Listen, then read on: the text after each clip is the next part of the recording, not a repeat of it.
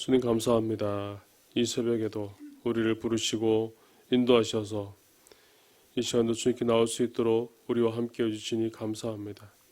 날씨가 추워지는 가운데 우리 건강을 지켜주시고 우리의 마음을 지켜주시고 우리를 붙들어 주시옵소서. 이 시간도 하나님의 말씀으로 나아가기 원합니다. 오늘도 주시는 말씀이 우리의 귀를 열어주시옵소서. 우리의 마음을 열어주시고 마음에 새겨지게 해주시옵시고 주신 말씀으로 오늘 하루도 살아갈 수 있는 우리 모든 삶이 되게 하여 주시옵소서. 거룩하신 예수님의 이름으로 기도드립니다. 아멘. 오늘 하나님 말씀입니다. 11월 26일 화요일 시편 76편, 에스겔 29장, 계시록 11장의 말씀입니다. 먼저 시편 76편의 말씀입니다.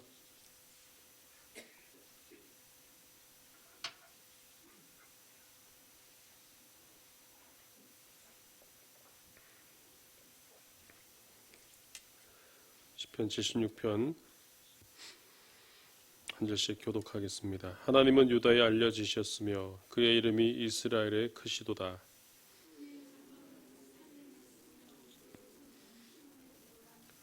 거기에서 그가 화살과 방패와 칼과 전쟁을 없이 하셨도다.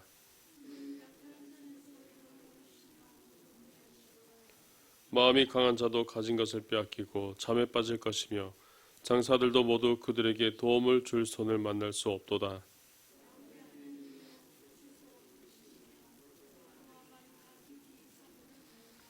주께서는 경외받을 이시니 주께서 한번 노하실 때에 누가 주의 목전에 서리일까?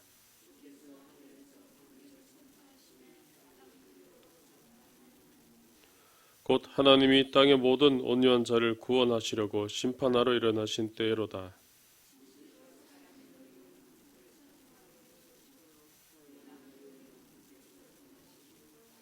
너희는 여호와 너희 하나님께 서원하고 갚으라. 사방에 있는 모든 사람들도 마땅히 경외하리에게 예물을 드릴지로다.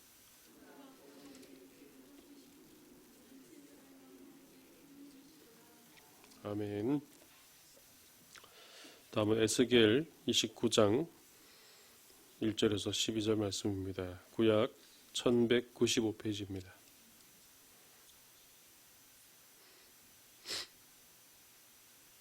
에스겔 29장 1절에서 12절까지 말씀입니다. 1192페이지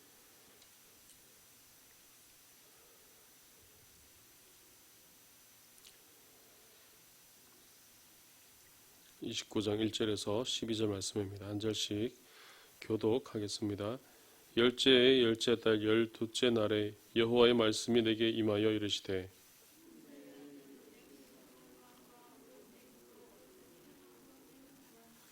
너는 말하여 이르기를 주 여호와께서 이같이 말씀하시되 애굽의 바로 왕이여 내가 너를 대적하노라. 너는 자기의 강들 가운데 누운 큰 악어라. 스스로 이르기를 나의 이 강은 내 것이라. 내가 나를 위하여 만들었다 하는도다.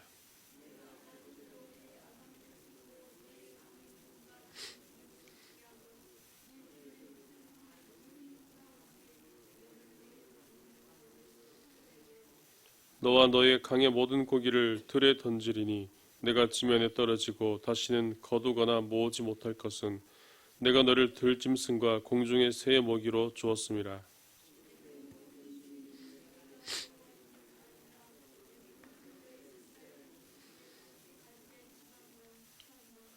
그들이 너를 손으로 잡은즉 내가 부러져서 그들의 모든 어깨를 찢었고 그들이 너를 의지한즉 내가 부러져서 그들의 모든 허리가 흔들리게 하였느니라.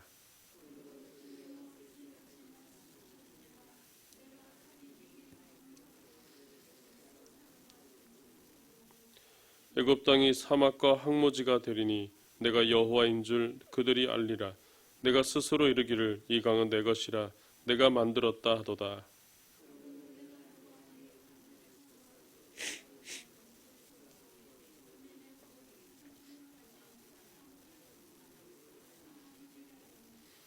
그 가운데로 사람의 발도 지나가지 아니하며 짐승의 발도 지나가지 아니하고 거주하는 사람이 없이 40년이 지날지라.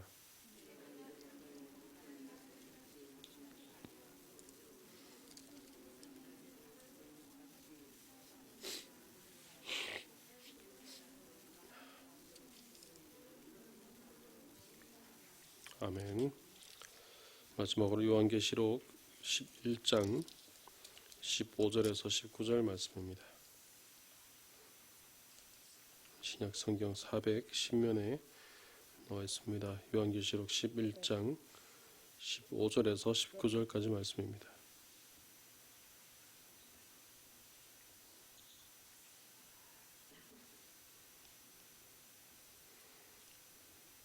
(15절에서 19절) 말씀입니다. 15절 제가 먼저 읽겠습니다. 일곱째 천사가 나팔을 불매 하늘에 큰 음성들이 나서 이르되 세상 나라가 우리 주와 그의 그리스도의 나라가 되어 그가 세세토록 왕노릇 하시리로다 하니,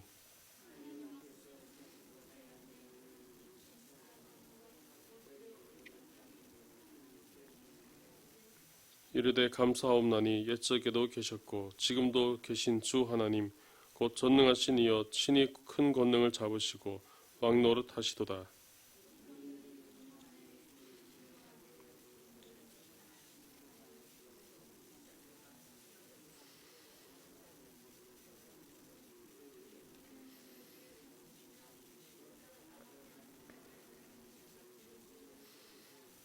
19절 함께 있습니다.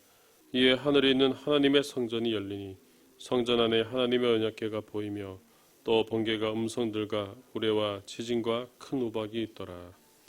아멘. 오늘은 에스겔서 29장 1절에서 12절 말씀으로 말씀을 나누도록 하겠습니다.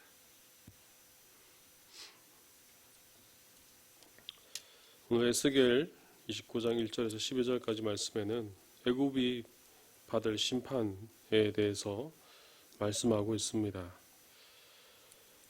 구약에서 이스라엘과 애굽은 매우 밀접한 그런 관계를 가지고 있습니다. 지형적으로 뿐만 아니라 신앙적인 여러 가지 요소들로 인해서 또 역사적으로 매우 가까운 밀접한 그런 관계입니다. 애굽은 지금의 이집트를 말합니다. 아브라함이 갈대아 우르를 떠나서 가나안에 정착하기 전에도 이 애굽을 거쳐서 내려갔었고, 또 이스라엘도 가나안에서 애굽으로 내려가서 잠시 발전하게 되었지만 노예가 되어서 또 광야를 거쳐서 그렇게 가나안을 정복하게 되는 그런 일도 있었고, 또 애굽은 아브라함이 아내 사라를 누이로 속이면서까지 유업을 받던 그런 곳이기도 했습니다. 또 이스라엘이 종노릇하고 또 그곳에 살았던 그런 부정적인 이미지를 가지고 있는 그런 곳이기도 했습니다.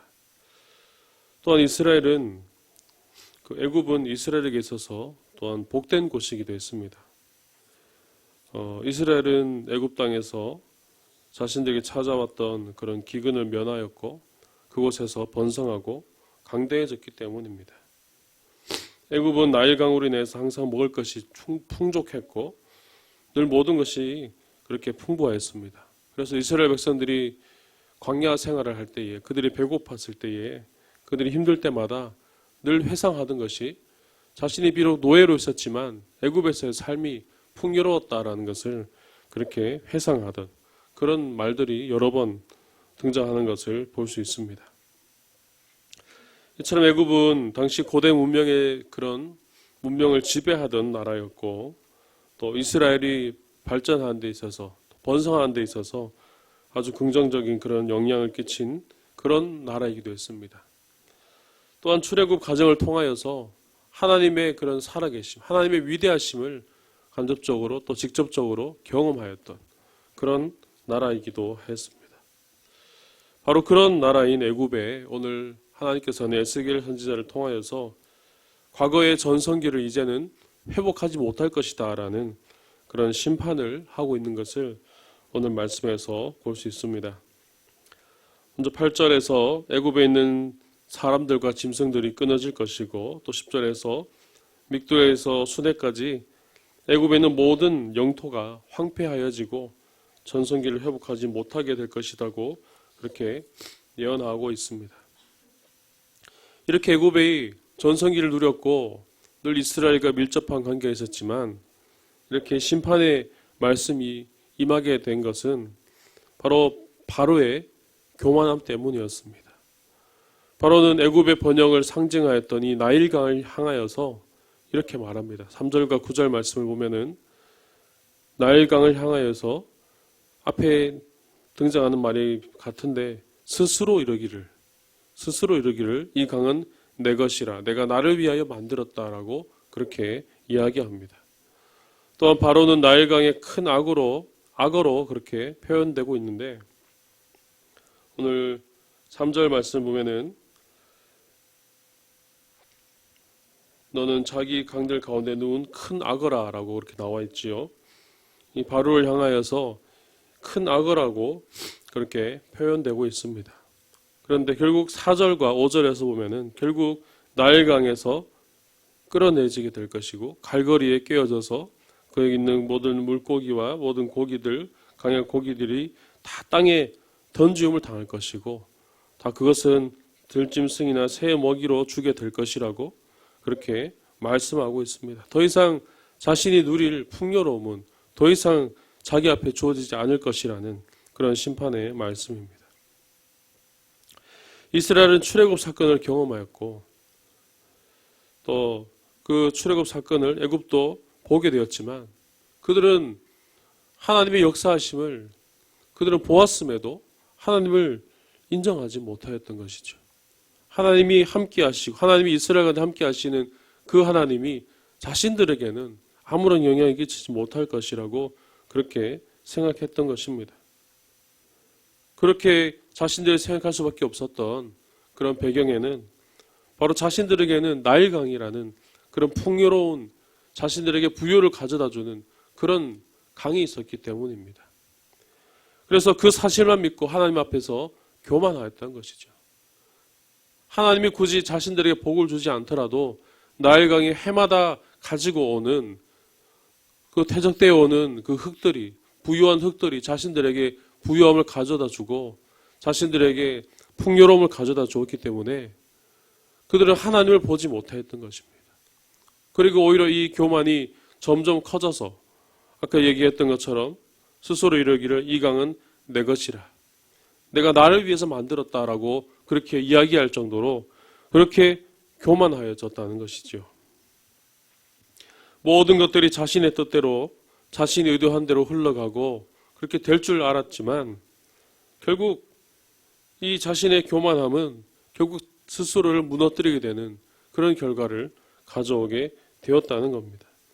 그래서 바로와 그의 백성들은 결국 그곳에서 추방당하게 될 것을 말씀하고 있는 것입니다. 애굽의 심판이 임하게 될 수 있는 두 번째 이유는 바로와 애굽은 이 이스라엘에게 있어서 갈대지팡이였다는 표현을 오늘 말씀에서 말씀하고 있습니다. 6절 말씀 보면은 애굽의 모든 주민이 내가 여호와인 줄을 알리라. 애굽은 본래 이스라엘 족속에게 갈대지팡이라라고 그렇게 말씀하고 있습니다. 갈대는 이집트의 나일강에서 자라나는 그런 자라나는 건데 이 갈대로는 지팡이로 사용할 수는 없습니다. 속이 비어 있고 그래서 매우 약해서 그것을 쥐면은 다 부서지고 그것을 무언가를 지탱할 수 없는 그런 것이었습니다. 그런데 애굽을 향하여서 이 갈대지팡이라고 표현하고 있는 것은 이스라엘이 힘들고 어려울 때에 애굽에게 기댈 때가 있었지만 애굽은 아무런 도움을 주지 못했다는 겁니다. 그 지팡이가 되었다면은 그것을 쥐고 거기 힘을 쏟아서 그렇게 나아가야 되는데 애굽은 의지할 때마다 오히려 도움이 되지 못하고 또 부러졌다고 그렇게 말씀하고 있습니다. 7절 말씀에 그들이 너를 손으로 잡은즉 내가 부러져서 그들의 모든 어깨를 찢었고 그들이 너를 의지한즉 내가 부러져서 그들의 모든 허리가 흔들리게 하였느니라 라고 말씀하고 있습니다. 그래서 애굽은 자신의 그런 풍요로움과 또 자신의 나라가 그렇게 부유함과 그런 것이 있었지만 그런 것들을 주위 나라들에게 있어서 특히 이스라엘에 대해서 아무런 도움을 주지 못하는 바로 그런 이기적인 행위들을 계속해서 반복했다는 것이죠. 바로 이러한 점들로 인하여서 하나님께서는 이들의 이 교만함에 대해서 노하시게 되었고 그 교만함에 대해서 그들을 심판하게 되는 그런 결과를 가져오게 되었다는 것입니다. 사실 모든 풍요를 허락하신 분이 과연 누구이겠습니까? 나일강을 주신 분도 바로 하나님이시고 그들을 풍요하게 하신 것도 하나님이신데 그들은 자신의 풍요로움 속에 그런 것을 도저히 보지 못하였다는 겁니다. 심지어 출애굽 사건을 통하여서 이스라엘의 하나님 역사하심을 보았음에도 불구하고 그들은 깨닫지 못하였다는 것이죠. 결국 하나님께서는 교만한 자들에 대해서 스스로를 높이고 하나님 앞에 교만한 자들을 하나님께서는 낮추십니다. 낮추시고 그들이 더 이상 교만하지 못하도록 그렇게 행하시는 것을 볼 수 있는데 바로 오늘 말씀에서 하나님께서는 애굽을 향하여서 바로 그렇게 예언하시고 심판을 예언하시는 말씀을 주고 있었다는 것입니다. 오늘 말씀을 통해서 우리가 발견할 수 있는 것은 우리의 삶이 형통해지고 또 잘 될 때, 부유해지고 은혜가 가득할 때일수록 우리는 가장 먼저 하나님을 바라볼 수 있어야 한다는 것입니다. 처음부터 우리는 하나님을 의지할 수 있어야 한다는 것이죠. 잘 되기 시작할 때부터, 은혜가 시작할 때부터 이 모든 것이 내가 잘해서, 내가 열심히 노력해서 된 것이 아니라 하나님께서 은혜 주시기에, 하나님께서 함께 하셨기에 되었다는 사실을 우리는 처음부터 인정하며 나아가야 됩니다. 그럴 때 하나님께서 우리에게 복 주시고 은혜 주시는데 또 그럴 때일수록 또 하나님께 우리는 스스로를 또 돌아볼 수 있는 그런 부분들이 또한 필요합니다. 하나님이 주신 은혜가, 하나님이 주신 부유함이 어느 순간 내가 잘해서, 내가 노력해서 되었다고 생각이 우리 안에 드는 순간부터 우리 안에서 교만이 자라나기 때문입니다. 따라서 교만이 시작되면은 이것을 알아차리고 다시 되돌리기란 결코 쉽지 않다는 것이죠. 그래서 하나님께서 우리에게 은혜 주시고 우리를 풍요하게 하시고 우리를 분명히 인도하시지만 우리가 이럴 때일수록 내가 과연 무엇을 바라보고 있고 내가 무엇을 향해서 나아가고 있는지를 분명히 발견해야 한다는 것입니다. 더 잘 될 때일수록 하나님을 바라보고 더 하나님의 은혜를 찾아야 한다는 것이죠. 오히려 그럴 때일수록 하나님을 바라보지 못하고 오히려 그럴 때일수록 내 자신을 더 챙기고 내 안위를 돌아보게 된다면 그것은 우리가 이미 교만해졌다는 사실을 분명히 발견할 수 있어야 한다는 것입니다. 바로 이런 모습들이 우리 신앙생활에서 나타납니다. 우리가 믿음이 연약하고 또 초신자일 때는 무엇을 주어도 감사하고 어떤 은혜가 있어서도 참 감사하며 나아가는데 어느 정도 신앙생활을 오래 하고 또 직분도 받고 또 중요한 자리에 이렇게 사역도 하고 또 하나님의 은혜도 많이 경험하고 그러다 보면 어느 순간 하나님을 보기보다 자신의 안위를 더 챙기는 그런 모습들이 있게 되기 때문입니다. 마치 애굽에 행하였던 모습처럼 바로가 행하였던 모습처럼 자신도 모르게 내 자신이 갈대지팡이가 되어버린 그런 자신을 보게 되어지는 것이죠. 나는 모든 것이 완성되고 변화되었다 생각했지만 갈대지팡이가 되어버렸다면 얼마나 안타까운 일입니까? 오늘 우리는 나보다 못한 자를 돌아볼 수 있어야 됩니다. 또 연약한 자들을 돌아볼 때 또 긍휼한 마음이 있어야 될 줄로 믿습니다. 하나님께서 내게 주신 은혜를 통하여서 내게 주신 그 말씀을 통하여서 내게 주신 그 사랑을 통하여서 내가 더 잘 되는 것이 아니라 오히려 하나님께 주신 그 은혜로 다른 자들을 돌아보고 연약한 자를 돌아보고 그들을 향하여서 살아갈 수 있는 그런 모습이 되어야 한다는 사실입니다. 오늘 애굽은 바로 그런 점을 하지 못하였다는 것이죠. 바로 그런 부분을 발견하지 못하였다는 것입니다. 자기 자신만을 돌아봤다는 것이죠. 자기 자신의 잘됨과 자신의 안위들만을 돌아보다 보니 교만이 하늘을 찌르는 그런 표현까지 하게 되고 주위의 나라들이 힘들 때 도움을 전혀 주지 못하는, 자신만을 돌아보는 그런 나라로서 결국 심판받게 되었다는 사실입니다. 오늘 우리의 모습은 어떻습니까? 우리의 신앙생활 가운데 우리의 삶의 모습은 지금 어디에 더 관심이 가고 있습니까? 나의 관심이 하나님께 가고 있습니까? 아니면 이웃에게 가고 있습니까? 아니면 나의 관심이 오로지 나 자신에게만 가고 있습니까? 오늘 우리의 삶의 모습들을 다시 한번 하나하나 살펴보시기 바랍니다.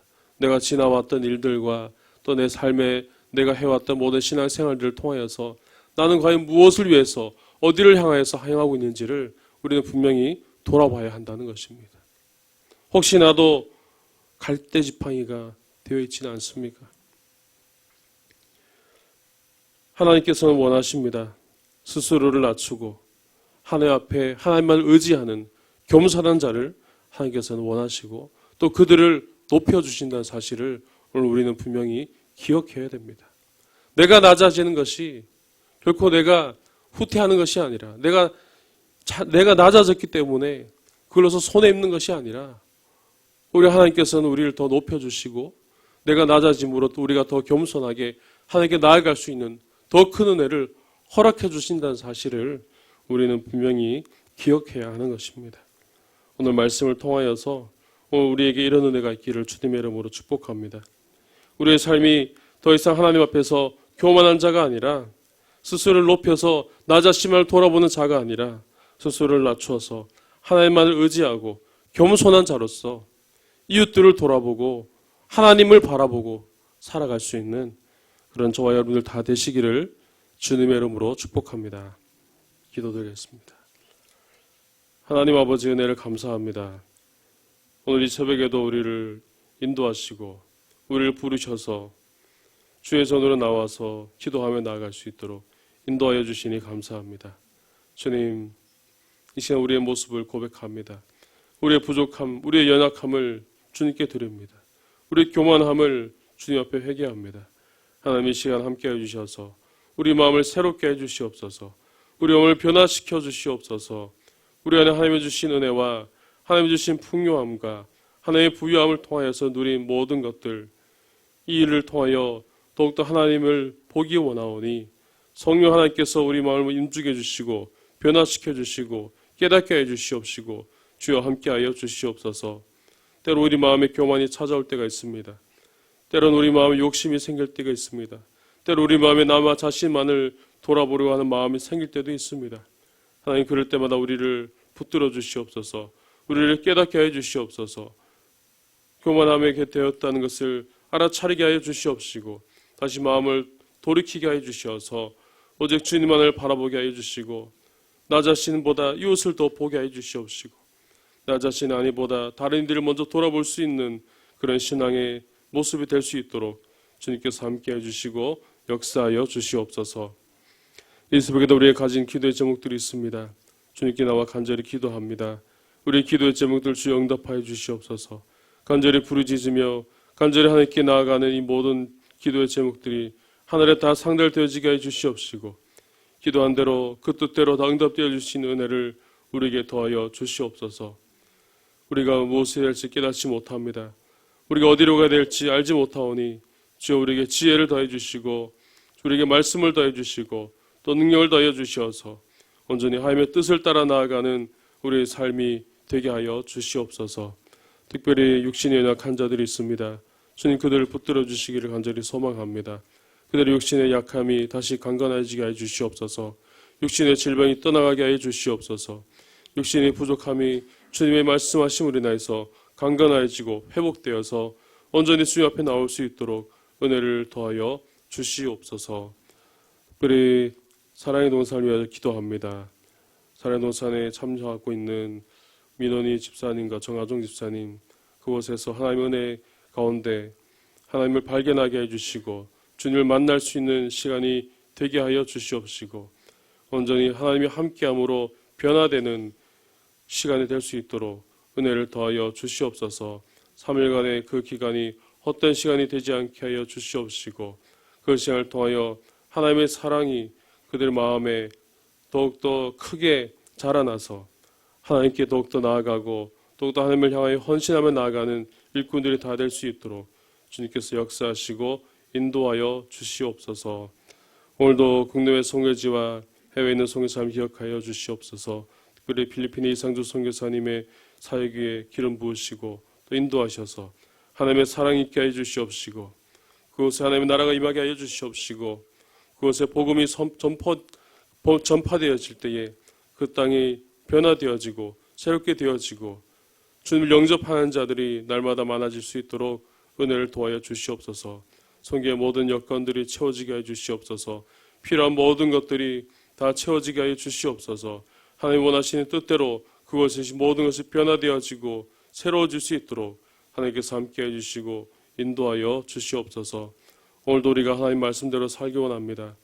오늘 하루 살아가는 모든 삶이 하나님이 이끄시는 삶이 되게 하여 주시옵소서. 걸어가신 예수님의 이름으로 기도드립니다. 아멘.